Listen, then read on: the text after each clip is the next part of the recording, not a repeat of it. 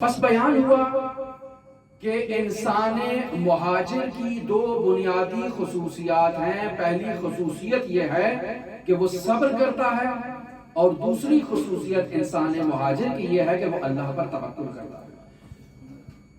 انسان صبر کرتا ہے یعنی انسان وہ تمام امور جو صبر کے منافی ہیں ان کا اپنے وجود سے قلاقمہ کرتا ہے، اپنے وجود سے انہیں دور کرتا ہے۔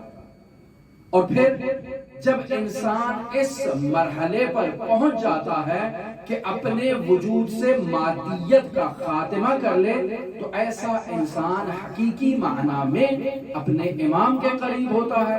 اور امام کون؟ امام وقت کے قریب ہوتا ہے، جسے امام زمان کہتے ہیں، جو حسین ابن علی کے دور میں تھے۔ وہ مقام عندیت پر پہنچے اور حضرت سید الشہداء کا انہوں نے قرب حاصل کیا۔ سید الشہداء کا انہوں نے قرب حاصل کیا یعنی پاکیزہ ہو گئے، یعنی طیب و طاہر ہو گئے، یعنی ان میں کسی قسم کا عیب اور نقص نہیں پایا۔ اب اگر کوئی کہے کہ ان میں عیب ہے، ان میں نقص ہے، ان میں برائی ہے، ٹھیک ہے سید الشہداء کے صحابی ہیں لیکن عیب بھی ہے، تو وہ شخص اپنا علاج کرائے، اسے ڈاکٹر کی ضرورت ہے، وہ بیمار ہے، اس کو خود اس بات کی سمجھ نہیں ہے، جہل مرکب کا شکار ہے، اپنا علاج کروائے۔ مقام عندیت ابا عبداللہ الحسین میں حسین ابن علی کا کوئی صحابی بیمار نہیں تھا، نہ اخلاقی بیماری کا شکار تھا۔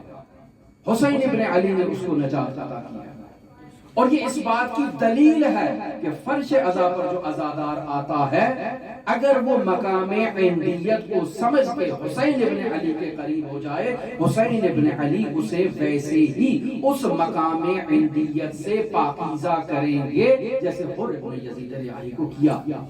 اور یہ ہمارا کام نہیں ہے کہ ہم لوگوں کے بارے میں قضاوتیں کرتے رہیں، فیصلے کرتے رہیں اور لوگوں کے بارے میں اپنی رائے کا اظہار کریں۔ یہ حسین ابن علی کا معاملہ ہے۔ ان الحسین مصباح الہدی و سفینۃ النجات، حسین ہدایت کا چراغ ہے اور نجات کی کشتی ہے۔ یہ آیا ہے، اس نے چراغ ہدایت کو جلتا دیکھا، اس چراغ ہدایت کی طرف متوجہ ہوا، اس نے سلوک کیا، صبر کیا، چراغ ہدایت کی طرف قدم بڑھائے، چراغ ہدایت کے نیچے پہنچ گیا۔ اب آپ کیسے کہہ سکتے ہیں کہ یہ گمراہ ہے؟ اسے ہدایت نصیب نہیں ہوئی۔ اگر اسے چراغ ہدایت کے نیچے آنے کے بعد اسے روشنائی نصیب نہ ہو تو نقص چراغ کی طرف سے ہے یا اس کی طرف سے ہے؟ یہی کہیں گے نا کہ چراغ میں وہ توان نہیں تھی کہ اس کو روشنائی عطا کر دیتا۔ تو حسین ابن علی کی طرف ایسی نسبت دینا یہ شایان شان نہیں ہے۔ حسین ابن علی نے ہدایت عطا کر دیا۔ یہ غریق ہے، دریا میں غرق ہو رہا ہے، دور سے دیکھا کشتی نجات ہے، یا حسین کہا، حسین ابن علی نے اسے اپنی کشتی میں سوار کر لیا۔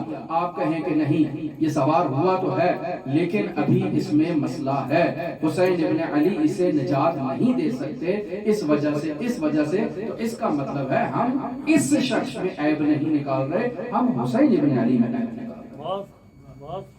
حسین ابن علی نجات کا راستہ ہے۔ لہذا مقام عندیت پر جب انسان اپنے وجود کو لے جاتا ہے، اپنے وجود کو ابا عبداللہ کے لیے خالص کر دیتا ہے، تو یہ انسان حقیقی معنی میں قرب سید الشہداء میں داخل ہو چکا ہے۔ سید الشہداء کی نجات، سید الشہداء کی شفاعت اسے نصیب ہو جاتی ہے۔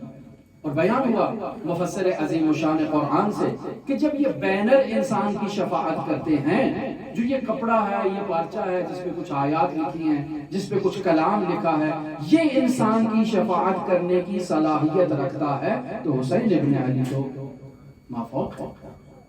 حسین ابن علی کے لیے ایسی بدگمانی کرنا، انسان کی در واقع اپنے وجود کے اندر جو بدگمانیاں موجود ہیں ان کا اظہار ہے، بیان کرنا ہے کہ میرے اندر یہ خباثتیں موجود ہیں، اپنی اندر کی خباثت کا اظہار ہے، وگرنہ حسین ابن علی نور ہے۔ جو حسین ابن علی کے نور کی طرف متوجہ ہو کر حسین ابن علی کے چراغ ہدایت کے نیچے آ جائے، وہ تاریک نہیں ہوتا، نورانی ہو جاتا۔